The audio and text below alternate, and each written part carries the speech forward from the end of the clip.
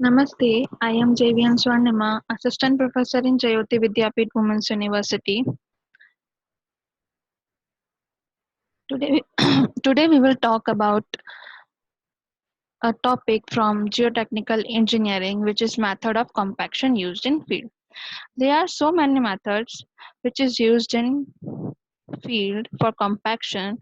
First is rollers, second is dampers, and third is vibratory compactors. Now, firstly, we will talk about the rollers. Okay, so what is rollers? Rollers are rollers of different types and are used for compaction of soil. ठीक है, the compaction depend upon the following factor. जो हमारा compaction है जिसकी मदद से हम क्या कर रहे हैं, सॉरी, जो हमारा रोलर है जिसकी मदद से हम क्या कर रहे हैं, कॉम्पैक्शन करने की कोशिश कर रहे हैं, लेकिन वो जो कॉम्पैक्शन होगा वो उस रोलर से होने वाले कुछ फैक्टर्स पे, कुछ ऐसे फैक्टर्स होंगे जिन पे वो कॉम्पैक्शन डिपेंड करेगा उस रोलर और सॉइल के बीच में, जहां पर भी हम उसको कॉम्पैक्ट करेंगे. ठीक है, तो फर्स्ट क्या है, कॉन्टैक्ट प्रेशर. सबसे इंपॉर्टेंट कॉन्टैक्ट प्रेशर. जहां पर भी जिस भी सॉइल पे हम हमारा रोलर को मूव कर रहे हैं कॉम्पैक्शन देने के लिए, तो वहां पे उस सॉइल और रोलर के बीच में क्या कांटेक्ट प्रेशर क्रिएट हो रहा है, क्या डेवलप हो रहा है, तो वो बहुत इंपॉर्टेंट होता है. अगर हमारे क्या चाहिए, कॉम्पैक्शन इंक्रीज चाहिए हमारा, तो हमको जो कांटेक्ट प्रेशर है वो भी हमारा कांटेक्ट जो है रोलर और सॉइल के बीच का, उससे जो प्रेशर डेवलप होगा उसको भी हमको क्या करना पड़ेगा, इंक्रीज करना पड़ेगा. ठीक है, नेक्स्ट है हमारा number of passes. Number of passes is like कि हम कोई भी एक हमारा पर्टिकुलर लोकेशन या साइट है जहाँ पे हमको कॉम्पैक्शन करना है, किसकी मदद से, रोलर्स की मदद से. तो हमको अगर हम वहाँ पे कितने नंबर ऑफ जो हमारी पासेस हैं वो कितने रखें कि हमारा कॉम्पैक्शन अच्छा हो या बेकार हो. तो अगर हमको कॉम्पैक्शन इंक्रीज करना है तो हमको क्या करना होगा, नंबर ऑफ पासेस भी इंक्रीज करना होगा, लेकिन बियॉन्ड सर्टेन लिमिट हम उसको नहीं इंक्रीज कर सकते. हमारी एक फिक्स हमारा नंबर ऑफ पासेस होगा जिसकी मदद से जितना हम नंबर ऑफ पासेस करेंगे उससे वो डेंस हो जाएंगे. लेकिन जैसा कि सबको पता है, हमने यहाँ अपने पिछले लेक्चर्स में बात करी है कि एक पॉइंट के बाद कितना भी हम उसमें कॉम्पैक्शन देने की कोशिश करें वो कॉम्पैक्ट होना बंद हो जाती है. क्यों? क्योंकि अब उसमें जो वॉइड्स हैं उनमें सिर्फ वाटर फिल होता है, अप्रोक्सीमेटली वाटर फिल होता है कुछ कुछ, क्योंकि वॉल्यूम जो होता है एयर ने वो अपना फिक्स कर लिया होता है कि अब इसके बाद वो कैसे भी करके बाहर नहीं निकल सकती है. ठीक है, नेक्स्ट है हमारा लेयर थिकनेस.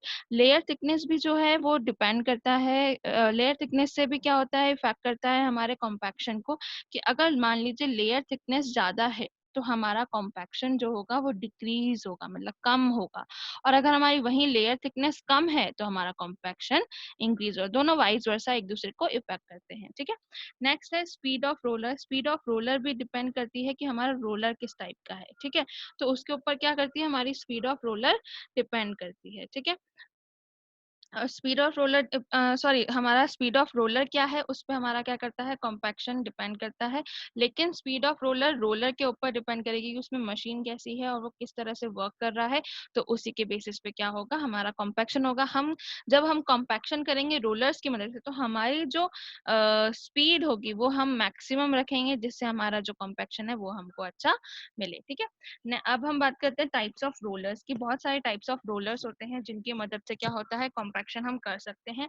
सबसे पहले हम बात करते हैं स्मूथ व्हील रोलर्स की. ठीक है, जैसे कि आप यहाँ पे देख रहे हैं, यहाँ पे सामने स्क्रीन पे है वाइब्रेटरी स्मूथ व्हील रोलर्स.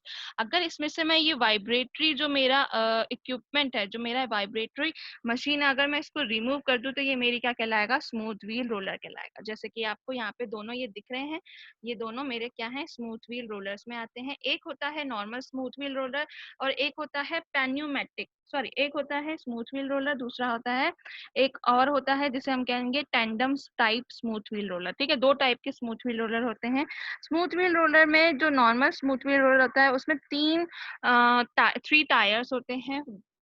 एक तरफ दो टायर होते हैं, दूसरी तरफ एक टायर होता है. ठीक है, जो मैंने दूसरा बोला tandem type smooth wheel roller, उसमें क्या होता है, दोनों तरफ ही क्या होते हैं, एक एक टायर होते हैं. एक रियर में होता है और एक फ्रंट में होता है. ठीक है, अब जो smooth mass of smooth wheel roller है वो वैरी करता है 2 से लेके 15 mg तक का मास क्या है उसका वैरी करता है, इतने इसमें कितने भी उसका मास हो सकता है। ठीक है, ये स्मूथ व्हील रोलर्स की हम जब बात कर रहे हैं तो वो किस में काम आते हैं, कब काम आते हैं कि फिनिशिंग ऑपरेशन जो होते हैं, कॉम्पैक्शन जब हमने फिलिंग कर दी उसके बाद जो फिनिशिंग ऑपरेशन हम लोग अप्लाई करते हैं उस टाइम पे हम क्या करते हैं, स्मूथ व्हील रोलर्स का यूज कर सकते हैं। या फिर हम अगर ग्रैनुलर बेस कोर्स की बात करें, जो हमारा बेस कोर्स होता है उसमें जब हम ग्रैनुलर पार्ट जब हम लगाते हैं तो हम लोग अगर उसकी बात करें हाईवेज पे जब हम उसमें कॉम्पैक्शन करने की कोशिश करते हैं तो हम क्या करते हैं, स्मूथ व्हील रोलर यूज करते हैं। स्मूथ व्हील रोलर को अगर हम बात करें तो हम इसको रोलर, हमने ड्रम रोलर भी देखा होगा तो वो भी हम एक तरह से इसको बोल सकते हैं कि हमारा जो स्मूथ व्हील रोलर है वो हमारा क्या है, एक तरह से रोलर, जो ड्रम रोलर होता है वही हमारा स्मूथ व्हील रोलर है। ठीक है, नेक्स्ट इसके बाद ये जो कॉम्पैक्शन करता है, ये जो डीप लेयर्स होती हैं उनके लिए इफेक्टिव नहीं होता है। क्यों इफेक्टिव नहीं होता? क्योंकि जो ये प्रेशर, कॉम्पैक्शन प्रेशर इंड्यूस कर रहा है वो क्या करता है, बहुत ही लो करता है। ठीक है, इसके बाद हम बात करते हैं पैन्यूमेटिक टायर रोलर्स की। पैन्यूमेटिक टायर रोलर्स कैसे होते हैं ये मैं आपको दिखाना चाहूंगी। कुछ इस तरह से होते हैं, ये रबर टायर रोलर है पैन्यूमेटिक। ठीक है, और एक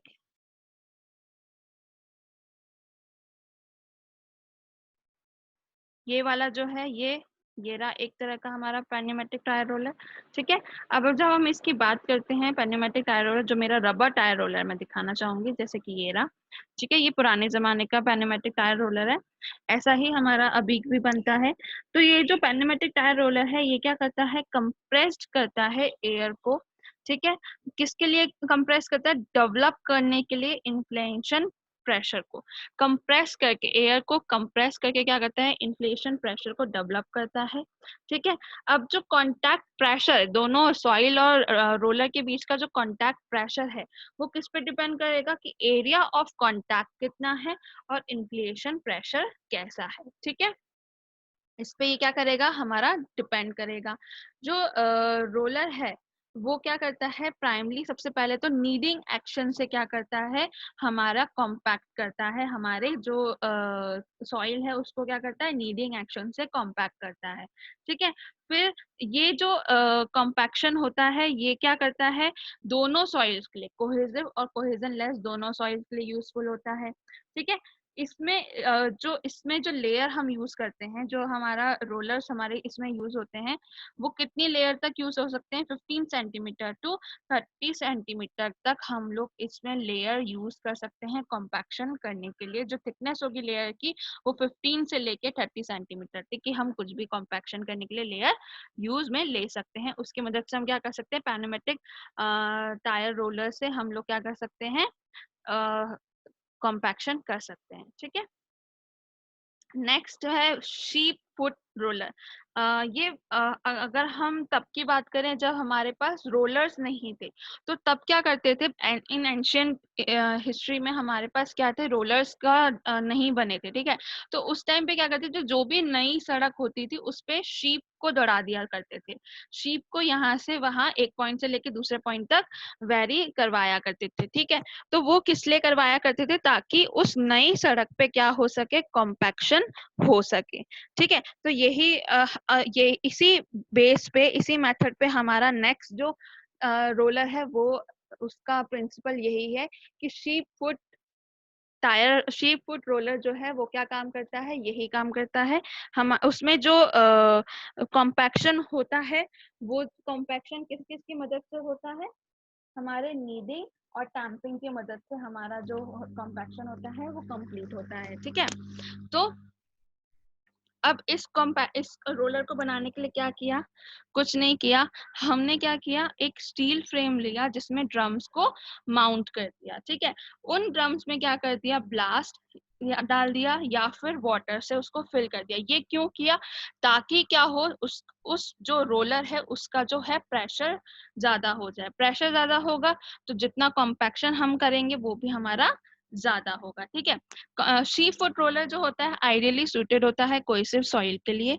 ठीक है, जब हम रोल को पास करते हैं किसी भी एक फर्स्ट टाइम किसी भी एक सॉइल पे हम जब उसको पास करते हैं, तो जो फर्स्ट लेयर होती है, जो सॉइल की लेयर होती है, लोअर पोर्शन जो होता है वो कॉम्पैक्ट हो जाता है, ठीक है। ऐसे ही जब हम क्या करते हैं, एक बार हमने पास किया तो सबसे पहले नीचे के लोअर लेयर को कॉम्पैक्ट कर दिया इसने, ऐसे धीरे धीरे नीचे से लेके ऊपर तक की टॉप लेयर तक की जो लेयर है सॉइल की, वो क्या होती है, धीरे धीरे एक वन बाय वन सारी की सारी लेयर्स जो होती हैं वो कॉम्पैक्ट होने लगती हैं, ठीक है। स्मूथ व्हील रोलर की जब हम बात करेंगे तो इसमें थिकनेस जो होगी वो 15 सेंटीमीटर से लेके 30 सेंटीमीटर, सेम वही जो हम पैनेमेटिकली यूज करते हैं वो उतनी ही लेयर यूज करते हैं, ठीक है, उतनी ही थिकनेस यूज करते हैं लेयर की, ठीक है।